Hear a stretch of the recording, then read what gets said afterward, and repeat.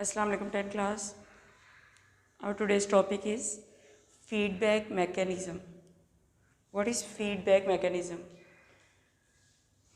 जो ये endocrine glands हैं, हमने पीछे वो टॉपिक पढ़ा एंडोक्राइन ग्लैंड्स। तो जो एंडोक्राइन ग्लैंड्स हैं उनका काम क्या होता है? डिफरेंट केमिकल्स यानी हार्मोन्स बनाना। अब क्या ये हार्मोन्स या जो केमिकल्स हैं ये रेगुलेट या कांस्टेंट बनाते रहते हैं? ये जो हार्मोन्स बनाते हैं वो कांस्टेंट रेट पर नहीं बनाते हैं, बल्कि जितनी बॉडी को ज़रूरत होती है उसके अकॉर्डिंग उनको कंट्रोल किया जाता है। तो इनका पीछे एक फीडबैक मैकेनिज़्म भी होता है। तो ये जो ग्लैंड्स हार्मोन्स बना रहे हैं ये खुद ब खुद ही यही ग्लैंड्स इनको कंट्रोल भी करें, बना भी यही रहे हैं बॉडी की ज़रूरत के मुताबिक, और इनको कंट्रोल करने के लिए एक पूरा मैकेनिज़्म भी है इनके पास। तो फीडबैक मैकेनिज़्म की डेफिनेशन क्या होगी? Feedback mechanism means the regulation of the feedback mechanism means the regulation of the process, किसी भी प्रोसेस की regulation of the process by means of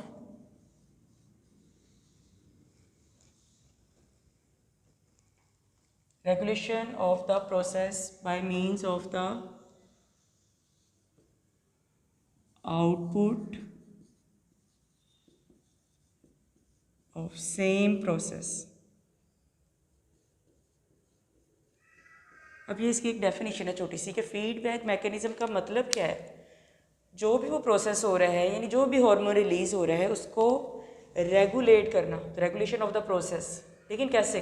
bye means of regulation of output of the same process, यानी उसकी output क्या है उसको देखते हुए, यानी उसकी आउटपुट यानी आउटकम जो भी है, रिज़ल्ट जो निकल रहा है, बॉडी को ज़रूरत कितनी है। अब वो हार्मोन ग्लैंड रिलीज़ कर रहा है लेकिन बॉडी को ज़रूरत नहीं है, तो क्या करेगा?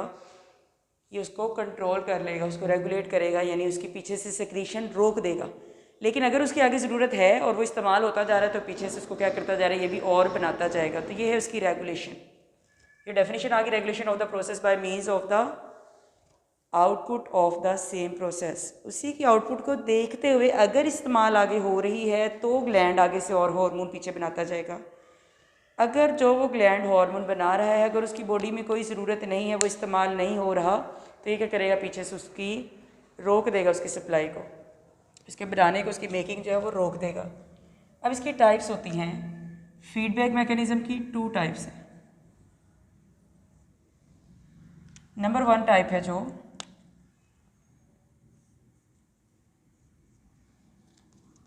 एक होती है नेगेटिव फीडबैक,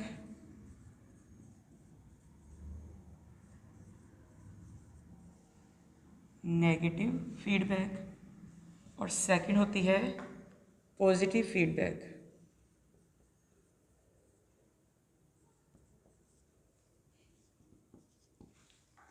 अब नेगेटिव और पॉजिटिव में क्या होगा? नेगेटिव है सबसे पहले, तो उसको हम देखते हैं। एग्जाम्पल हमने पीछे ही अभी इससे पिछला ग्लैंड जो पढ़ा, पैंक्रियाज। पैंक्रियाज कौन कौन से हार्मोन्स बनाता है? एक तरफ वो बनाता है ग्लूकागॉन और दूसरी तरफ बनाता है इसके जो हार्मोन्स हैं, एक कौन सा बताया? ग्लूकागॉन, और सेकंड हार्मोन है इसका इंसुलिन। अब क्या होगा? जैसे ही ग्लूकागॉन रिलीज होगा ब्लड में, ग्लूकोज लेवल बढ़ता जाएगा, लेकिन एक टाइम आता है इंसुलिन इसको क्या कर देता है, जैसे ग्लूकागॉन नॉर्मल से ज़्यादा होता है तो फ़ौरन से कौन रिलीज़ होना शुरू हो जाता है, फिर इसकी प्रोडक्शन कम होगी, ये कम रिलीज़ होगा ग्लूकागॉन, ताकि ब्लड में ग्लूकोज का लेवल भी नॉर्मल हो जाए। तो वो कौन करवाएगा? इंसुलिन।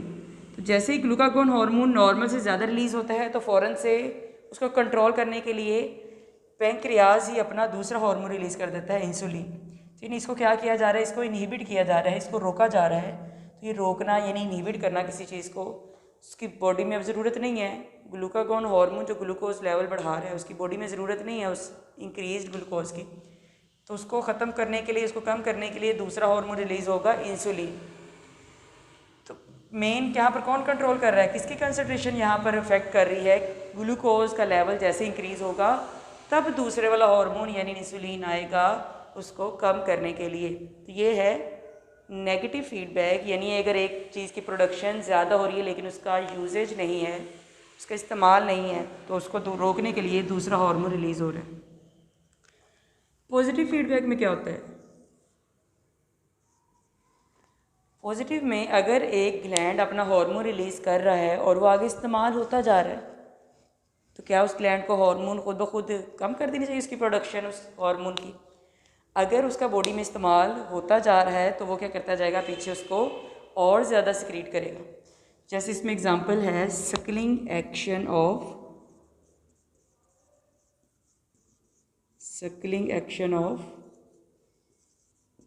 एन इन्फेंट कहते हैं छोटे बच्चे को।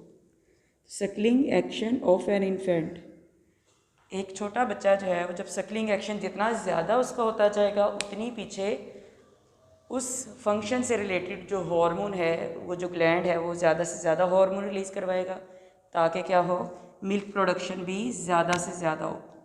तो जितना ज़्यादा ये सकलिंग एक्शन करेगा उतना ही ज़्यादा पीछे प्रोडक्शन भी ज़्यादा से ज़्यादा होती जाएगी। यानी एक चीज़ अगर आगे इस्तेमाल ज़्यादा हो रही है तो उसके पीछे प्रोडक्शन भी ज़्यादा हो रही है। ये क्या है, पॉजिटिव फीडबैक, यानी एक के बढ़ने से दूसरी चीज़ भी पीछे से ज़्यादा रिलीज़ हो रही है। यहाँ पर क्या था, अगर ये ज़्यादा रिलीज़ होगा तो पीछे से पैंक्रियाज का करेगा, ग्लूकागॉन नहीं बनाता जाएगा बल्कि दूसरा हार्मोन रिलीज़ कर देगा ताकि उसको आकर मना किया जाए। तो आज का ये छोटा सा टॉपिक था लेकिन बहुत इंपॉर्टेंट लॉन्ग क्वेश्चन आता है, फीडबैक मैकेनिज्म मोस्टली आ जाते हैं। फीडबैक मैकेनिज्म क्या होता है कि अगर किसी चीज़ की बॉडी में किसी हार्मोन की ज़रूरत नहीं है तो क्या करता है, उसका जो ग्लैंड है उसको खुद ब खुद ही पीछे से उसकी सिक्रीशन रोक देता है। लेकिन अगर उसकी बॉडी में ज़रूरत है तो वो बढ़ता जाएगा, उसको ज़्यादा से ज़्यादा सिक्रीट करेगा। ये इसकी दोनों आगे टाइप्स हैं और डेफिनेशन थी और टाइप्स के अंदर एग्जांपल्स भी दी हुई थी। बस इतना सा लॉन्ग क्वेश्चन है।